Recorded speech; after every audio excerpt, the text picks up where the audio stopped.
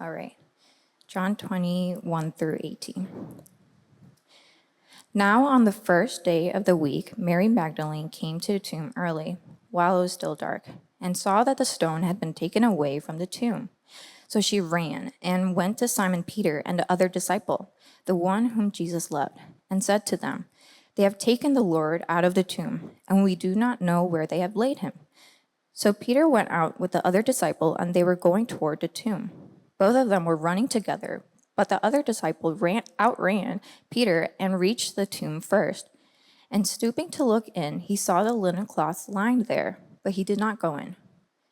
Then Simon Peter came, following him, and went into the tomb. He saw the linen cloths lying there, and the face cloth which had been laid on Jesus' head, not lying with the linen cloths, but folded up in a place by itself. Then the other disciple who had reached the tomb first also went in, and he saw and believed, for as yet they did not understand the scripture that he must rise from the dead. Then the disciples went back to their homes. But Mary stood weeping outside the tomb, and as she wept, she stooped to look into the tomb. And she saw two angels in white sitting where the body of Jesus had lain, one at the head and one at the feet. They said to her, "Woman, why are you weeping?" She said to them, "They have taken away my Lord, and I do not know where they have laid him." Having said this, she turned around and saw Jesus standing, but she did not know that it was Jesus. Jesus said to her, "Woman, why are you weeping? Whom are you seeking?" Supposing him to be the gardener, she said to him, "Sir, if you have carried him away, tell me where you have laid him, and I will take him away." Jesus said to her, "Mary." She turned and said to them in Aramaic, "Rabboni," which means teacher. Jesus said to her, "Do not cling to me, for I have not yet ascended to the Father, but go to my brothers and say to him, I am ascending to my Father and your Father, to my God and your God." Mary Magdalene went and announced to the disciples, "I have seen the Lord," and that he had said these things to her. This is the word of the Lord. And if you are new, joining us for the first time, a warm welcome to you. And know that our main invitation to you as a church is to also take a breath and just enjoy today and see what Jesus may have for you, whether you are just here because a family member dragged you to church, or you're really excited about being here, some kind of mix of the in-between. When I first became a pastor, I heard somebody say, "You may never know the treacherous journey somebody took to land in the pew next to you." And I think about that a lot. And the more I've worked in ministry, the more I've realized that's true. And so in a room like this, there are probably a number of you who are here and you're having a great year and your heart is warm this morning. And if that's you, happy Easter. I hope that you're reminded today of how Jesus makes a happy life even sweeter. And there are probably others of you who are here and you're not so happy. It could be you're in a hard chapter, or it seems like your whole life's been one long hard chapter. And maybe more common now than ever, since we all have a glowing screen glued to our body, which means the world is glued to our body. We're flooded with a volume of noise and news, usually bad news. It's probably more than human persons are meant to handle. And so amid all of that, Jesus often doesn't seem very real. Like, what tangible difference does he actually make? I was recently looking at a book that was describing the mood of the post-World War II era, and it described Christians as having this feeling to the effect of, we believe Jesus is good, but not with the same conviction that we believe Nazism is evil. You get that, right? It's like, I'm here, I do believe that Jesus is God, that he lived, died, and rose for me, but there's just so many other things in my life or in this world that just seem so much more real. And so for today on Easter Sunday, I hope you see that the good news of Easter is that, yes, Jesus makes a happy life even sweeter, and he adds so much richness and real strength to a hard life as well. And we're going to see this play out in this woman, Mary, who we see in John 20. And so we'll look at this narrative in three parts. The first part we'll title, What Mary Feels. Part one, What Mary Feels. starting in verse 1. Now, on the first day of the week, Mary Magdalene came to the tomb early while it was still dark and saw that the stone had been taken away from the tomb. So she ran and went to Simon Peter and the other disciple, the one whom Jesus loved, and said to them, "They have taken the Lord out of the tomb, and we do not know where they have laid him." This is the first day of the week, Sunday, and Mary goes to the tomb to continue to prepare Jesus' body for burial. This is how the burial practice worked in Jewish custom. And she sees that the body is gone.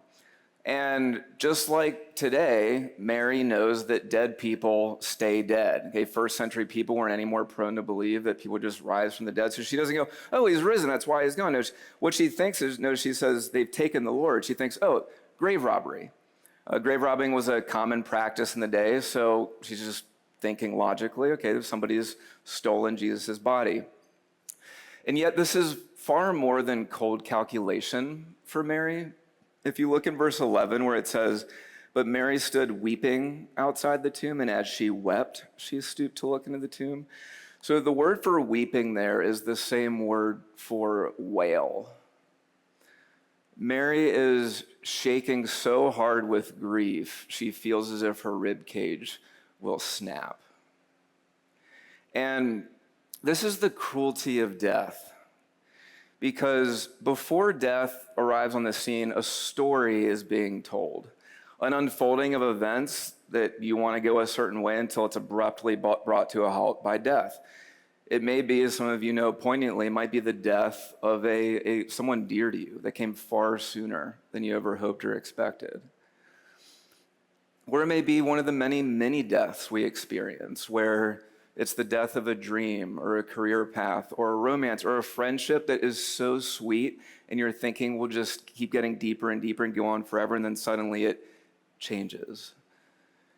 And for Mary, the story that's being told between her and Jesus isn't just that Jesus is a skilled leader. It's not that he's a rhetorically satisfying teacher. Because for Mary, we're told elsewhere that when Jesus met Mary, she was possessed by 7 demons. And Jesus freed her from these and then brought her into his inner ring of disciples, which was noteworthy in this time that was very male dominant. And Jesus is the only male rabbi that we know of in that time who had female disciples. And so Jesus didn't just heal her psychologically, but he gave her belonging. You ever know someone like that? Maybe who didn't heal you psychologically, but gave you belonging. I think about when I transferred from private school to a much larger public school as a 12-year-old. And I had no friends, and a few months into the school year, I enter the dreaded cafeteria experience, and to my horror, I see that the only open seat in my grade is at the popular kids table. So just keeping my eyes down, I just scooch into the seat, and it doesn't take long for another kid at the table to go, "Why is he here?" And as my cheeks burn red, the guy next to me, Eric, who I didn't know yet very well at the time, he looks at the whole table and says, "He's here because I want him here. Anyone have a problem with that?" And from that day forward, he gave me a home. It was a painful day when Eric moved partway through my freshman year. I'm not still hurt about it or anything. And this is who Jesus was for Mary. So she's at the point where in her life, she's thinking, my life can actually be happy now. And then in the week leading up to Easter, a tide swells far faster than she ever could hope to control. And Jesus is riding into Jerusalem, and crowds are shouting his name. And then over dinner, one of their very own, Judas, betrays Jesus. And just a few hours later, soldiers come into the garden and seize him. And then she has to stand aside powerlessly as she watches him flogged and crucified. And here's the thing. When she shows up at the garden weeping, and here's the key, what does Mary feel? She's feeling the pain of not just a hard world, but a hard world with a dead Jesus. She goes to the garden expecting a dead Jesus, which is interesting because Jesus told his disciples over and over leading up to the crucifixion, I'm going to be put to death and then I'm going to rise again. I'm going to be put to death and then I'm going to rise again. But Mary didn't believe it, and neither do we. I continue to be amazed at myself by how often I treat Jesus as a dead Jesus like Mary is here. Like I believe Jesus is God. And I believe he did some amazing things for me in the past, like he did for Mary. But he's not alive and with me now, at least in any kind of meaningful sense. So part one, what does Mary feel? She feels the pain of a hard world where the only Jesus is a dead Jesus. Which leads us to part two. And here's the turn. What does Mary hear? What does Mary hear? Verse 13 through 16. Those are the angels, she sees the tomb. They said to her, "Woman, why are you weeping?" She said to them, "They've taken away my Lord," again, grave robbery, "and I don't know where they've laid him." Having said this, she turned around and saw Jesus standing, but she did not know that it was Jesus. Jesus said to her, "Woman, why are you weeping? Whom are you seeking?" Supposing him to be the gardener, she said to him, "Sir, if you have carried him away, tell me where you have laid him, and I will take him away." Jesus said to her, the most important verse in the story, "Mary." She turned and said to him in Aramaic, "Rabboni," which means teacher. Jesus names her. And here's what's fascinating. So Mary doesn't recognize Jesus. She thinks he's the gardener. And there are reasons for that, which we don't have time to go into today. But she doesn't recognize him. And so how does he reveal himself? Like he has just done the most spectacular thing done by any human being to date, including to now. He's taken the concrete slab of death and cracked it in half. And how does he reveal himself?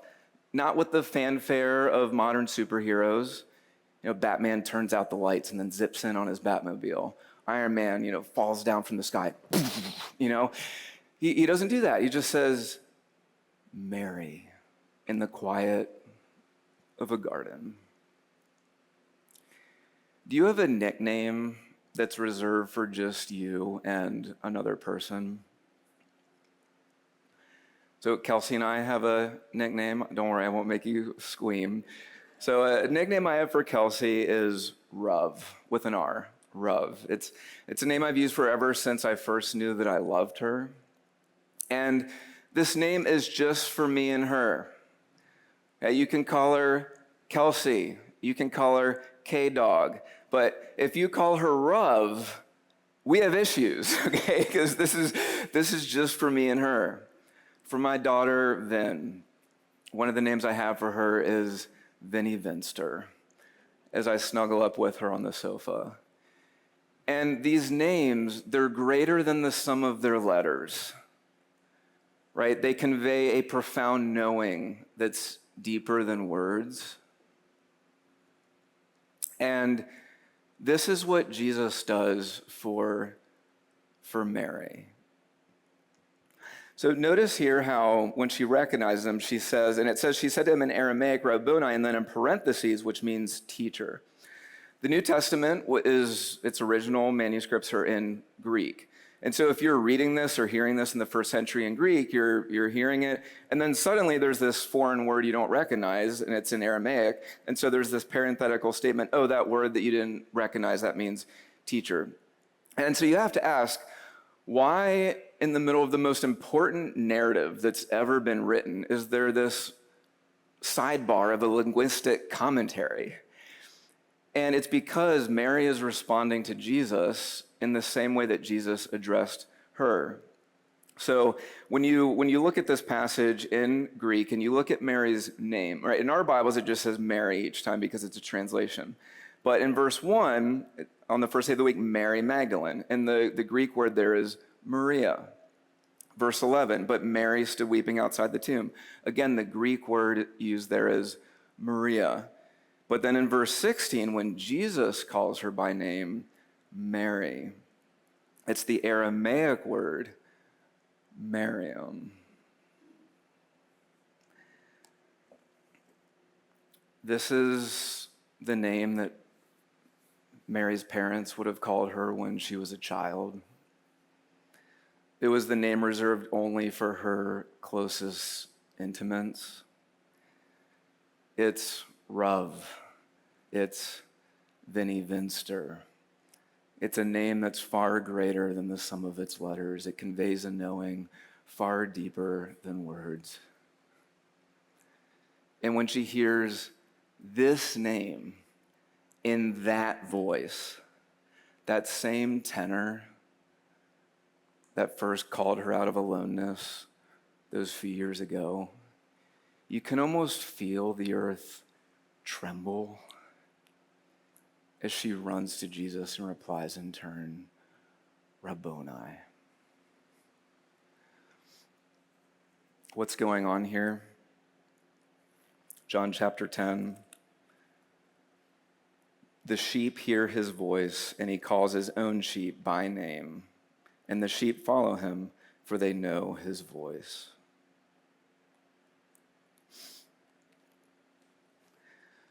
Just like for Mary, Jesus is not dead. He's still alive, and he calls you by name. A dead Savior can't call you by name, but Jesus is alive, and so he can, and he does. And when he calls your name, he uses a name that's far greater than the sum of its letters.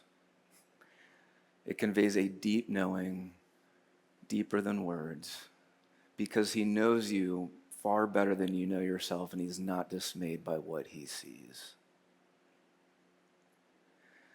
I like to think of the name that Jesus has for me and that he has for each of you is actually even a little different than the name our closest intimates. This isn't like verse for verse in the Bible, by the way. This is just what I like to think of, right? Because it's a name different than we've heard before, but when we do hear it in the new heavens and new earth, it'll be like what Annie Dillard said in one of her books, all my life I've been a bell, but I didn't know it until I was picked up and rung. And Jesus calls you by name today. What does Mary feel? The pain of a world where the only Jesus is a dead Jesus. What does she hear? An alive Jesus calling her by her name. Part 3, what does Mary do? What does Mary do? And here how we see how we should respond as well. Verse 17, Jesus tells Mary, go to my brothers and say to them, I am ascending to my Father and your Father, to my God and your God. Mary Magdalene went and announced to the disciples, I've seen the Lord, and they had said these things to her.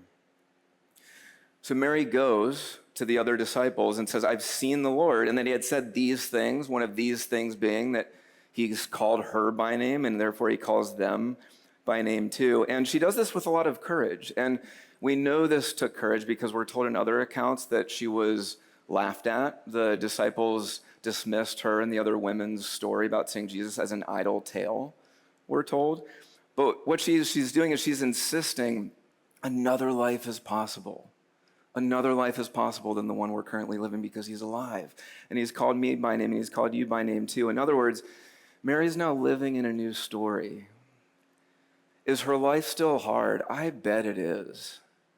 As a woman in the first century, as an Israelite living under Roman oppression, her life's still painful, but being known and named by Jesus lifts her beyond that now into a new kind of life, where now she knows that Jesus is with her, he calls her by name, and so another life is now possible. And so, how do we respond as we see how Mary's affected, what she tells the other disciples? And here are some thoughts for if you're here and you wouldn't consider yourself a Christian, someone who knows Jesus and knows that you're known by him, and then believers as well. So if you're here and you don't follow Jesus, and that can take a lot of different shapes. So glad that you're here. And one thing that I hope that you see in this story is just the call it's the simple call to listen to Mary. When she says, I've seen the Lord, and he calls you by name too. We live in a cultural moment where there's a lot of emphasis on hearing women's stories and listening to their voices. Think back to the Me Too movement, among many other examples we could give. And this is a good shift. And at the same time, the irony is so many of us dismiss the women's voices who testify to the risen Jesus. In every single gospel account, It's women who see Jesus, experience Jesus, and then go tell others about Jesus. And because of women's place in society, the most plausible explanation for why it's in every single gospel account is because it actually happened this way. And so if you're here, just ask you to listen to Mary, that Jesus is alive and that he calls you by name with a profound knowing deeper than words. That Christianity, yes, it's about Good Friday, where Jesus, God himself, comes and he dies for every foolish thing or wrong thing you've ever said, done, or will say or do. But Christianity also doesn't stop there, because Jesus doesn't stop there. It continues into Easter morning, where he rises again, victorious over every hard thing in your life and in the broader world, to give you forgiveness and belonging and the promise of making all things new as he walks with you, calling you by name. And so if you feel any kind of tug in your body to respond to Jesus, go to Jesus, knowing that it's not about cleaning yourself up. What's unique about Jesus, as John alluded to earlier, is he's the only spiritual path that doesn't say you need to clean yourself first to know that you're lovable, to be enough. It's based on his love, not your sense of your worthiness or your loveliness. The only qualification is that you respond. And for those of us here who are believers, who follow Jesus, the call is also to hear Mary say, Jesus calls you by name too, and another life is possible. Are you still treating Jesus as a dead Jesus, or maybe just a mute or a dim Jesus? An author I really appreciate, her name's Joy Marie Clarkson. She teaches at King's College in London, and she has a podcast called Another Life is Possible. And the essence of this podcast is just, she talks about how when the mood of the world is chaotic and violent, or the mood of your own self, right, is just anxious and sad or just depressed, it's easy to just get stuck in a cycle of, anger or depression, sadness, or just like a stuckness. Like, what am I supposed to do when things feel so impossible? Either in my own life, this pattern I'm trying to break free of, this relationship that feels impossible, or just everything out there that I can't control. And what she talks about is, because of the resurrection, another life is possible. And it doesn't look extravagant. Like, look at Mary. She was not asked to change the world. All she did was just take the next small act of love, which was to go tell other people who weren't treating her well in the moment, Jesus is alive. And he's called me by name, and he calls you by name too. And we're now here at Kenmore Middle School because she did this. And so what might this look like in your life, to hear Jesus call you by name, to begin to believe he's still alive, and to live as if another life is possible? For me, a few ways this has played out is, ever since I was a little kid, despite having a wonderful home, just as far back as I can remember, I've woken up with two main moods more often than not: melancholiness, just everything's sad, and B, just a deep sense of incompetence. Like, why should I even bother putting my hand to this thing? Because I'm not as good as, ABC. And so for me, a lot of my growth, especially over the last 8 to 10 years, has been letting not my mood, but Jesus, the risen Jesus, knowing me by name and walking with me, saying, you don't have to live like this. In living according to his voice and the power of his resurrection rather than what I'm feeling, changes a lot of things. And yes, it's still a work in progress, right? But you can probably ask the people who know me the best that their lives have been impacted by it. Like, one of the things on my short list of top priorities for my home is just try to create a home environment where it's as if Jesus lives here too.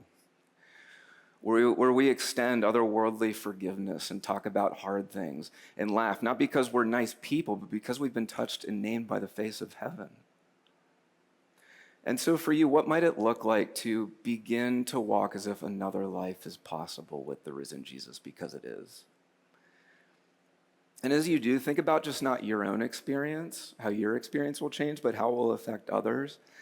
Earlier this year, we got Titus like his first big bicycle, and we got some easily removable training wheels on it so they could learn, to ride a bike. And so I did it half for his good, but also half to experience that iconic moment where I, as the dad, get to push him off and see him right away. Why, classic oldest, classic him fashion. I take him out the first day, and 10 minutes later, he's bored and skeptical, and Dad, let's just go home. I don't want to keep doing this. Kept trying to take him out week after week. I'd rather just, ride my scooter, play with my trucks, whatever. So I was like, oh, whatever. So just 2 days ago, I'm in the kitchen cooking. Kelsey comes in, she goes, Steve, you gotta look outside. I go, what? And I go and I look outside, and Titus is just flying down the sidewalk on a bike with no training wheels. I was like, what in the world? Of course, it's all about me. I didn't even get to teach him, how to ride a bike. I'm like, what happened? And it turned out one of our neighbors, let's call him Joey, he befriended, and Joey had a bike without training wheels. And so my son saw him riding around on this bike, and what he saw was another life is possible. Right, where I don't have to be scared. I don't have to be hesitant or skeptical. I can just get on the bike full and free.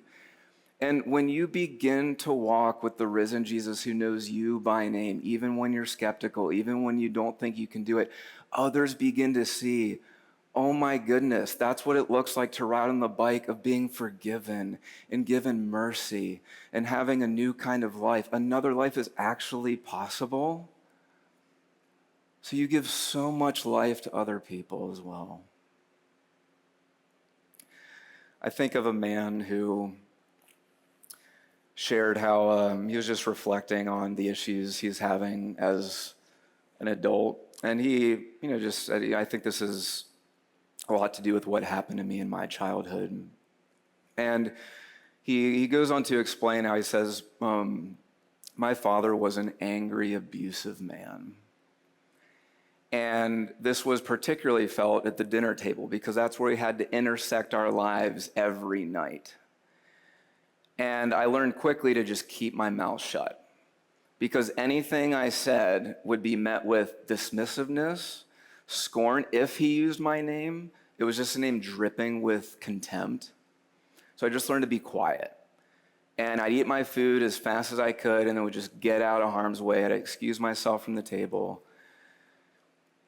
And he says that sometimes instead of going to his room, he would walk across the neighborhood to his friend's house.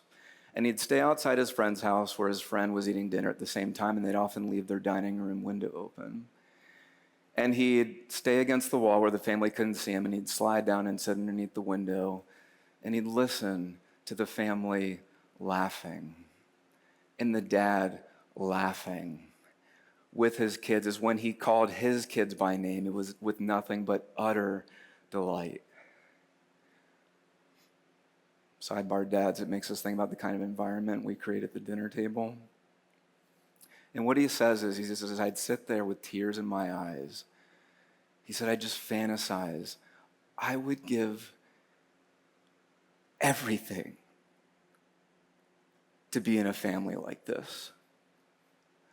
Because if I was in a family like this, if this family adopted me, and now it wouldn't erase the pain of what happened at the old table, but being brought to a new table where I'm called by name with laughter and a smile, a whole new life would be possible. And friends, the news of Good Friday and Easter is that somebody else gave everything